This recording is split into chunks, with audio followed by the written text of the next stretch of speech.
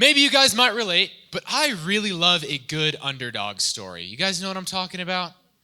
Like the little guy takes on the big guy like David and Goliath, and no one thinks they're going to win. But then in the end, the underdog goes to the top. And I've always loved it. I even think back when I was little, like when Kung Fu Panda came out. Come on, somebody. Kung Fu Panda. Yeah, you can make some noise for Kung Fu Panda. Yeah. There we go. You see Po, you're like, dude, this guy does not know Kung Fu. He just makes dumplings at his dad's shop. There's no way he's ever going to be a Kung Fu master. What's up? He makes noodles? Okay, hold on. You see Po, you're like, bro, this guy cannot be a Kung Fu master. He makes noodles at his dad's shop. Thank you, Seth. There's this enemy, he's big, he's bad, he's the best Kung Fu master around. You're like, dude, there's no way that Po's ever going to be able to take him on. But then he trains under Master Shifu. And then there's that final epic battle in the end, and then he's all skadoosh. And you're like, oh my gosh! He's won. Everyone loves a good underdog story. And I think that there are so many movies, so many TV shows, so many books about the underdog story. And I just have to ask, why do we need so many stories about it, other than the fact that people like hearing them? Why is there even an underdog in the first place? And I think it's because us as humans, everyone say, he's talking about me, and I'm talking about myself. We care. And we care a lot about the thing that we think is big, and we undervalue the small things.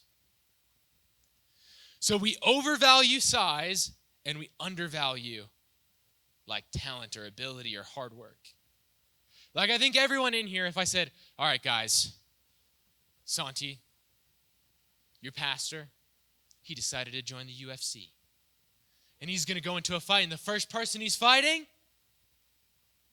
Dwayne "The Rock" Johnson. Like, what are you guys going to think, right? I wouldn't even bet on myself. I wouldn't think, because we look at size, right? I'm so much smaller than him, there's no way that I can win. But I think that just like in an underdog story, a lot of us in here, and when I say that, I mean me too. When I open up the Word and I'm like reading this and I'm preparing sermons, I hope you know God is teaching me too. I am teaching you guys just what God is teaching me, and I'm learning in my life. So what He is teaching all of us as we start this year is that we are undervaluing the small things in our life, and we are being distracted by the big things. In Galatians 6, which is where we're going to be tonight, we're going to read verses 7 through 10. We're just going to start off just with 2 verses. It says, "Don't be misled. You cannot mock the justice of God. You will always harvest what you plant. Those who live only to satisfy their own sinful nature will harvest decay and death from that sinful nature. But those who live to please the Spirit will harvest everlasting life from the Spirit." And what we're reading right now is about how a very little thing like a seed, when it's planted in the ground, when it's grown at the right time, we end up with this big, strong plant. Do you guys remember, it was like a month or 2 ago, but I talked about the sycamore tree. They're out there. They have those seeds that you crush them, and they call them like itch bombs, right? Because they're really itchy and you throw them at people. That tiny seed, when it's grown, gives birth to that big tree out there, and the roots in that tree can lift up concrete. It can like just move stuff like crazy. It's so strong. And what we're learning about tonight is that although we focus on all these big changes in our lives, man, 2024, I've got a New Year's resolution. Maybe your parents have a New Year's resolution. I'm going to start working out every day, and it's going to save me. It's going to change my life. It's not a bad thing to work out every day. But we're just focusing on all these really, really big things. And maybe we need to look a little bit smaller.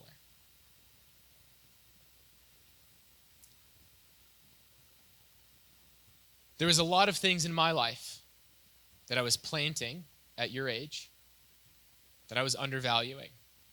I didn't think it was going to affect much. I didn't think it was going to change my life that much. But then I got 4, 5, 6 years down the road, and I was left with this huge tree that was hard for me to dig up. I couldn't get rid of it. It was ruining my life. And I want you guys, now that you're at this age where you're planting a lot of small seeds, I want you to focus on these small things in your life. I want you to focus on these little seeds that you're planting, because what we learn from here is that you plant a seed and it's either going to grow into something that makes you this person of God, where you live this good life, where you're just like glorifying God in your life, and you're not have to dealing with the repercussions of all these sins in your life. Or you'll plant other seeds. Maybe it's seeds of sin, or just bad decisions you're making that you're going to have to deal with later on. So as we start the year, what do I think God wants us to focus on? He doesn't want us to get distracted by all these big things that we think are in our life, these things that we think are important. He wants us to look at these smaller things that in the kingdom of God are actually the important things, because they grow into these big, strong trees that are going to help you in life. They're going to help the people around you, and they're just going to help you out with some things that you're going through.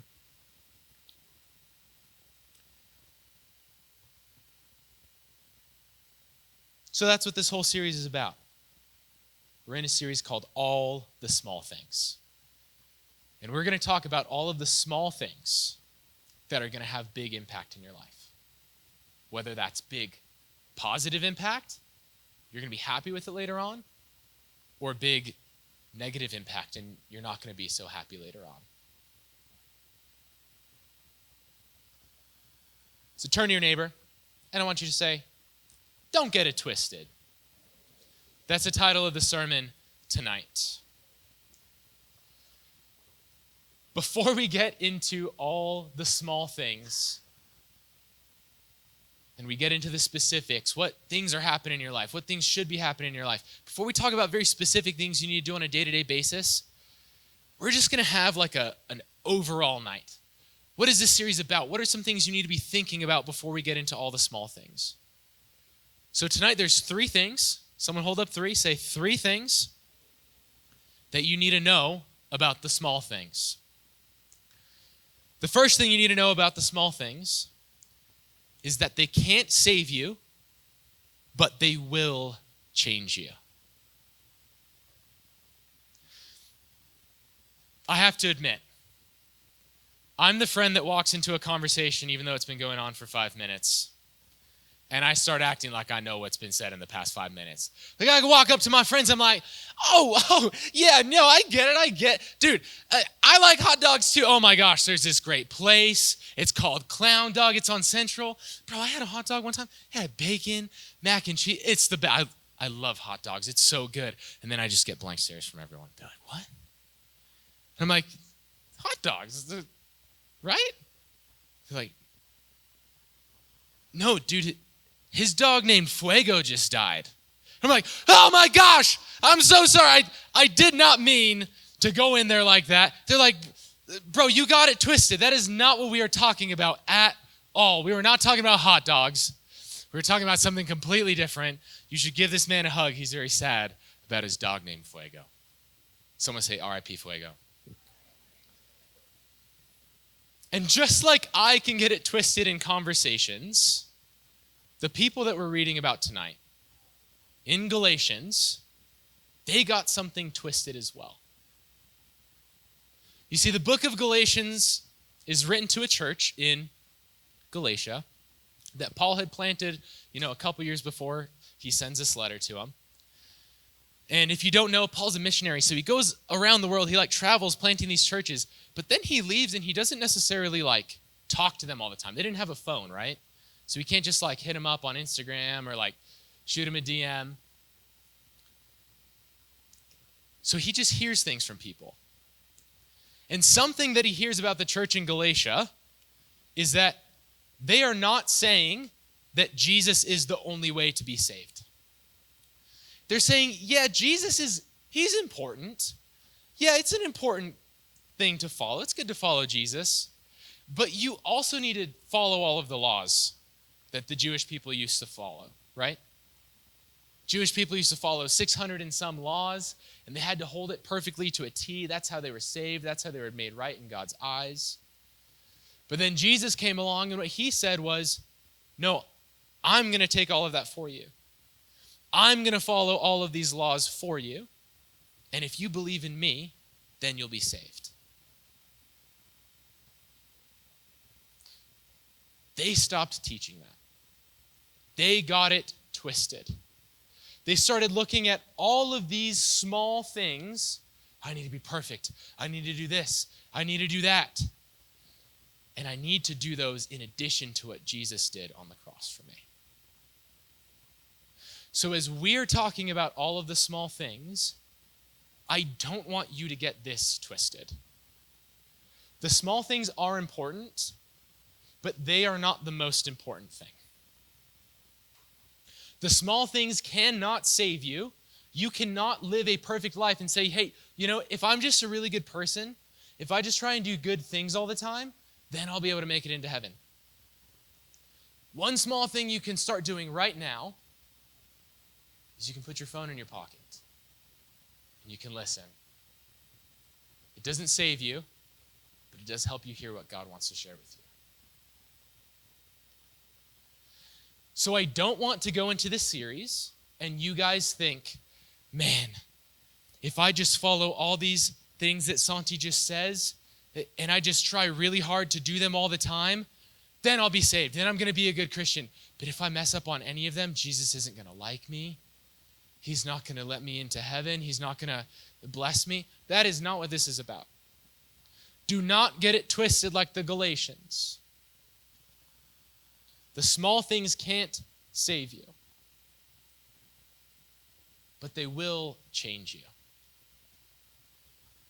You see, there's two things that happen when you become a Christian. One is called salvation. Everyone say salvation. And the other one is called sanctification. That one's a little bit harder. Say sanctification out loud. And they are not the same thing. Salvation happens when you say, Jesus, I can't get into heaven by myself. I can't live properly by myself. I need you. And you come up to the front, or maybe you just said a prayer with your parents, or you said a prayer in your room. At that moment in time, Jesus sees your heart. He says, yes, I want to save you. What I did on the cross was enough for you. I love you. It's not about how good you are anymore. It's about what I have done. You're free. You are in heaven. That is salvation. If you have come up to the front and you've genuinely said a prayer, Jesus, I need you in my life, you are saved. Everyone go, you are saved. And what you do, how well you follow a certain set of rules after that, other than just loving Jesus back, cannot make you more loved by him or less loved by him. You are saved. But then something different starts after that. And if you're a believer and you've received salvation, it's a thing that God's doing in your life right now. It's a thing he's doing in my life.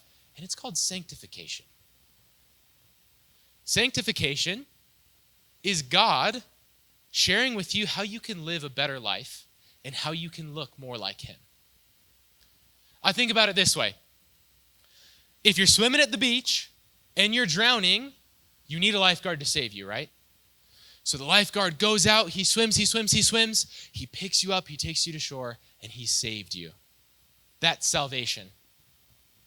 But afterwards, sanctification is when the lifeguard teaches you how to swim. He's like, I don't want you to drown anymore. Here, Swim like I can.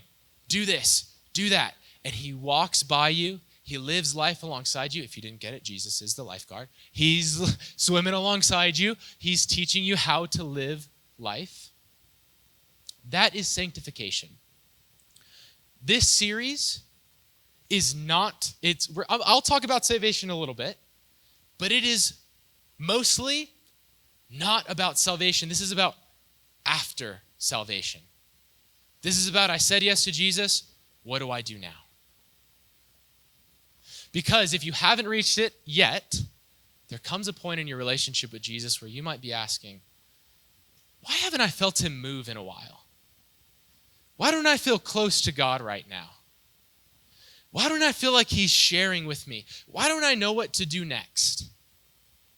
Why don't I know how to be a better person? I'm trying really hard. It's not working.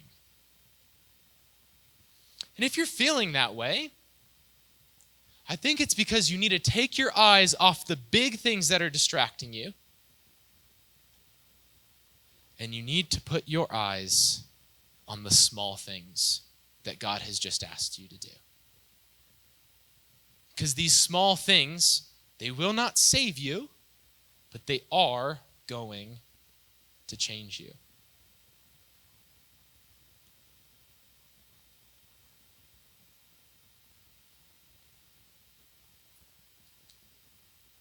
I want you guys to grow in your relationship with God. Because as you grow in your relationship with God, it's how you grow. You get to know him a little bit better. You get to know exactly who he's made you to be a little bit better. You get to know exactly what he wants you to do when you're hanging out with your friends, and you learn how to do it well. And when we don't know the next step, it's just really hard to follow him, right? Sometimes I've just given up on playing video games when I don't know what comes next. I'm like, dude, this game's too hard. I don't know what I'm doing next. Can someone tell me? And then I open up the walkthrough or whatever online, and I'm like, oh my goodness, it's good. And then it's like fun again. Maybe if you're having a hard time with Jesus right now, it's because you just don't really know what's next. And as we look at the small things that he's asked you to do to sanctify you, you're going to know the next step. And then, that's how you grow. So that's the first thing you need to know about the small things. It doesn't save you, but it will change you. The next thing you need to know about the small things is that planting is a process. We're going to read verse 8 one more time. Those who live only to satisfy their own sinful nature will harvest decay and death from that sinful nature. But those who live to please the Spirit will harvest everlasting life from the Spirit. This is using an analogy of like a farmer. Not a lot of you have probably farmed before. I don't think that you make your living by growing crops. Maybe you do, and that's super sick. If you do, I want to talk to you after. Come and tell me all about your farm. That sounds sick. But maybe you've just, been in science class and you've planted a seed or something. Or maybe your mom or someone in your family has planted a garden and you've seen flowers grow. And the whole plant growing process, how fast is it? Is it super fast? It takes a while, right? You plant a seed now, and sometimes you don't see that thing until months later on, right? So as we're looking at these small things, I want you to know that the journey we're about to embark on, it's not something that just happens overnight. This is something that you decide, God, if you've asked me to plant this seed, I'm just going to keep putting it in the ground. I'm just going to keep digging a hole. I'm going to put the seed in. I'm going to water it. And I'm just going to trust you. I'm just going to keep watering it until I see something grow. Because I might talk about something in this series. We're going to talk about a couple things. We're going to talk about gossip. We're going to talk about how to be faithful and how to just do what Jesus has asked you to do and how to live this awesome life for the Lord. We're going to talk about those things. But you might not hear something in a sermon, do it one time that night, and then see your whole life changed. This might be something that you say, you know what? God, I'm just going to do this for a whole week. God, you know what? I'm just going to do this for a whole month or for the rest of the school year. And I'm just going to trust that you're going to change something as I get to the end of it. Another thing you need to know about planting. There's planting seasons and there's harvesting seasons, right? If you're a farmer, there's going to be a couple months where you're like, you know what? I'm just preparing the ground. I'm planting seeds, and then I'm taking care of the seeds. But then eventually later on, you know what comes through? Harvest season. That's a good season, man. That's when you have, I don't know, if you're like an apple farmer, you're bringing apples in, you're making awesome apple juice, you're making apple pies every night. It's just this wonderful, awesome season. The same is true for life with Jesus sometimes. Sometimes he says, hey, right now, I just need you to plant seeds. I just need you to be happy with what I've asked you to do. Be content with planting this seed because it makes me happy. It's what's good for you. And later on, you're going to see these awesome trees grow. Something I'm learning how to do in my life right now, and I want you guys to learn too, is how can I just be happy when I'm planting seeds? Because constantly, we're just in a forever harvest season. All I have to do is turn my Xbox on.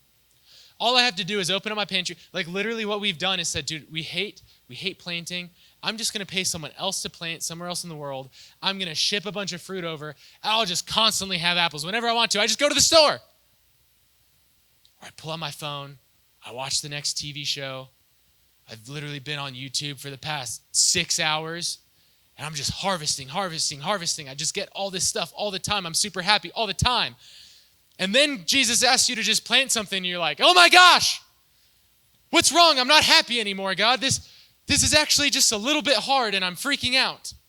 Do you not love me anymore? Did something change? Nothing has changed. You are still saved. But what Jesus is doing is he's saying, we're in a planting season. So here's the cool thing about the planting season. If you're a farmer, I imagine you don't just go out there and plant seeds by yourself. I imagine you take somebody with you. You've got your family with you. Maybe even you bring a friend with you and you're like, dude, let's do this together.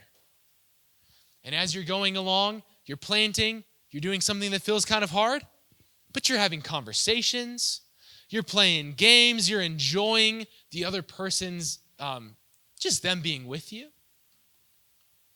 So as we enter a planting season, I want us to hold tightly onto the people next to us. Because yes, we're going to plant, and it might be kind of challenging to plant some things. But if we're together in the planting season, it's going to be so fun.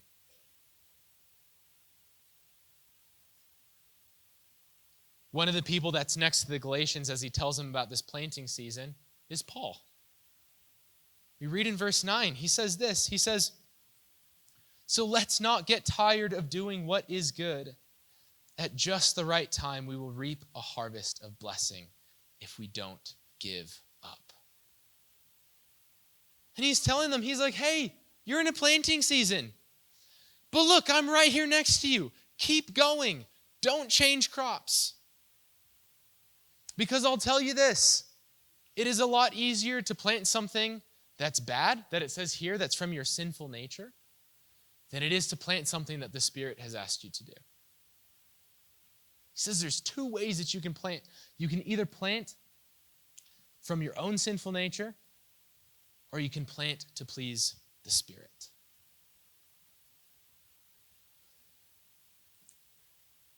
I don't know if you feel the same way, you're in here, but it's a lot easier to do the thing that I want to do than to do the thing that somebody else wants to do, right? I don't know if you've been with your family, like choosing a movie on Friday night, but when it's your movie, you're like, yes, I want to choose that movie. Let's watch this movie. But then your sister chooses a movie, and it's Barbie Princess, and you're like, dude, I don't want to watch this at all. Can we just move on? It's just kind of common sense. It's easier to do something that you think you should be doing, and it's harder to do something that somebody else thinks you should be doing.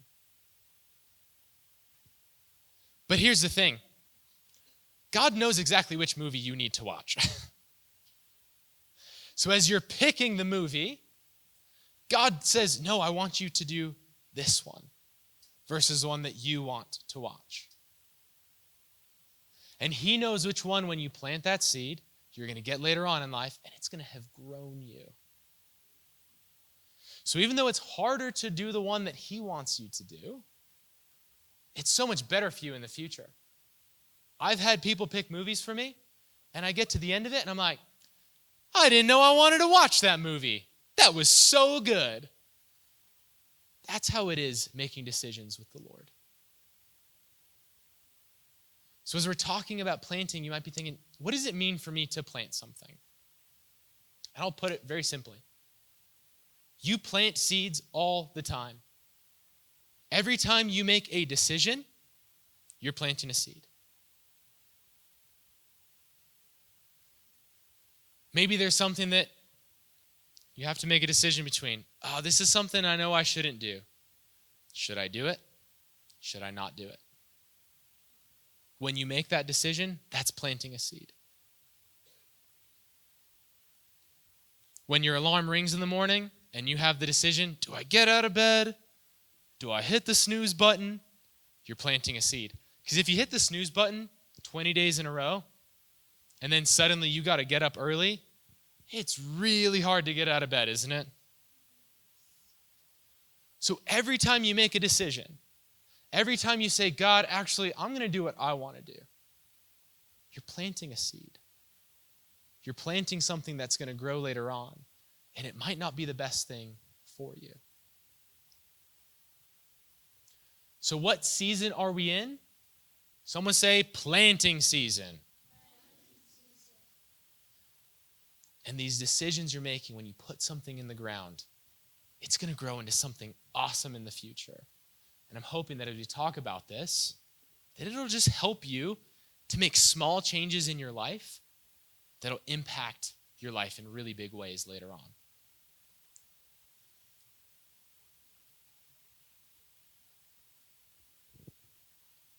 So it doesn't save you. The small things don't save you, but they are going to change you. When you do that small thing day after day after day, you're going to get better at it. And eventually you're going to be like, man, I'm so much happier. It's so much easier to do what God's asked me to do because I've said yes to him 20 days in a row.